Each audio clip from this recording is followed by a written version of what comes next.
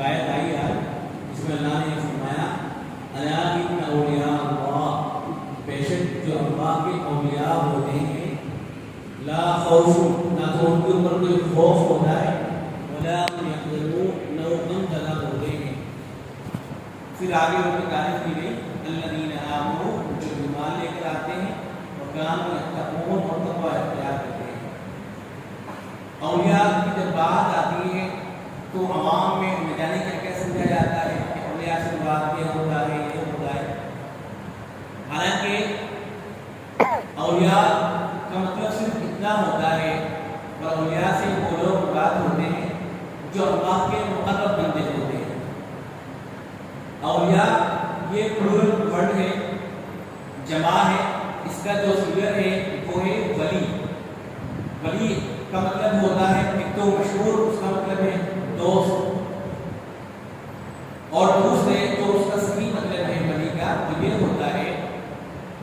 نزدیک ہونا، قریب ہونا، اس کا مطلب ہوتا ہے۔ اور تعریف یہ ہوتی ہے کہ ایسا شخص جو عبادات کے ذریعے اللہ کے قریب اور نزدیک ہو جائے اس کو ولی کہا جاتا ہے۔ تو ولی یا اولیاء اللہ ہونے کے لیے یہ ضروری نہیں ہے کہ اس کے ہاتھ سے کوئی کرامت ظاہر ہو رہی ہے، اس کے ہاتھ کے اوپر کوئی خلاف واقعہ چیز پیش آ رہی ہے، یہ ساری چیزیں ضروری نہیں ہیں، بلکہ جو بھی اللہ کا نیک بنتا ہے، جو بھی تقوی اختیار کرتا ہے، اور جو بھی جتنے بھی فرائض ہیں، چاہے وہ حقوق العباد ہو یا حقوق اللہ ہو، نماز روزہ وغیرہ، یا ایسے ہی گھر والوں کے ساتھ میں کیسا رہنا ہے، بیوی کے حقوق وغیرہ، تو ان ساری چیزوں کی جو آدمی بھی آج کے زمانے میں رعایت کر لے تو امید ہے کہ انشاءاللہ اس کا شمار بھی جو ہے اولیاء اللہ میں ہو جائے گا۔ ویسے تو اولیاء اللہ کے حوالے سے بہت سے واقعات ہمیں کتابوں کے اندر پڑھنے کو ملتے ہیں، بہت سے کرامت کے واقعات بھی پڑھنے کو ملتے ہیں، کشف کے واقعات بھی ہمیں پڑھنے کو ملتے ہیں، صحابہ کرام کے بارے میں بھی اس طرح کی چیزیں پڑھنے کو ملتی ہیں۔ مثلا حضرت عمر فاروق رضی اللہ تعالیٰ عنہ کا ایک واقعہ ہے کہ ایک مرتبہ حضرت عمر فاروق رضی اللہ تعالیٰ عنہ منبر پر کھڑے ہوئے تھے، خطبہ دے رہے تھے، اور صحابہ کرام رضوان اللہ تعالیٰ عنہ کی ایک جماعت وہ جہاد کر رہی تھی، جہاد کے اندر تھے، تو اللہ تبارک و تعالیٰ کو دوسرے ملک کے اندر تھے، صحابہ کرام دوسرے ملک کے اندر تھے، اور حضرت عمر فاروق رضی اللہ عنہ مدینے کے اندر تھے، منبر پر کھڑے ہوئے تھے۔ تو اللہ تبارک و تعالیٰ نے درمیان میں جتنے بھی پردے تھے ان سب کو ختم کر دیا، سارے پردوں کو ہٹا دیا۔ تو حضرت عمر فاروق رضی اللہ عنہ کو نظر آیا کہ پہاڑ کے پیچھے سے دشمن ہیں جو مسلمانوں کی جو جماعت ہے، جو لشکر ہے، اس کے اوپر حملہ کرنے والے ہیں۔ تو ایک صحابی تھے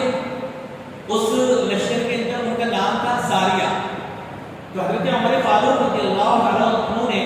وہیں سے کھڑے کھڑے زور سے چلایا کہ یا ساریہ الجبل، کہ اے ساریہ پہاڑ کی طرف دیکھو، پہاڑ کی طرف سے دشمن آ رہا ہے، وہ تمہارے اوپر حملہ کرنے والا ہے۔ تو یہ آواز حضرت عمر فاروق رضی اللہ عنہ کی ساریہ اس وقت میں جنگ کر رہے تھے، اللہ تبارک و تعالیٰ نے وہاں تک پہنچا دی، اور مسلمان جو تھے اس جنگ کے اندر کامیاب ہو گئے۔ تو دیکھیں ایک تو اتنی دور کی چیز نظر آ گئی، ایسا ہوتا نہیں کہ آپ نے کسی دوسرے ملک کے اندر ہو اور یہاں بیٹھے بیٹھے وہ ساری چیزیں دیکھی،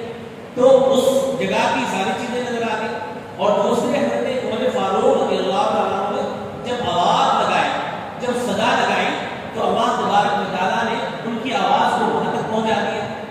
تو اسے کہا جاتا ہے کرامت، کہ ان کے ذریعے سے یہ کرامت پیش آئی، اللہ تبارک و تعالیٰ نے ان کی بات کو وہاں تک پہنچا دیا۔ اس طرح کے کرامت کے بے شمار واقعات ہمیں کتابوں کے اندر پڑھنے کو ملتے ہیں اور دیکھنے کو ملتے ہیں، لیکن یہ یاد رکھنا چاہیے کہ ولی ہونے کے لیے کرامت کا ظاہر ہونا ضروری نہیں ہے۔ ایسا ہو سکتا ہے کہ کوئی آدمی بزرگ ہو، دیندار ہو، اللہ والے ہو، لیکن ان کے ہاتھ کے اوپر کبھی کوئی کرامت ظاہر نہ ہوئی ہے۔ اور ایسا بھی ہو سکتا ہے کہ ایک آدمی وہ ولی نہ ہو، اللہ کا ولی نہ ہو،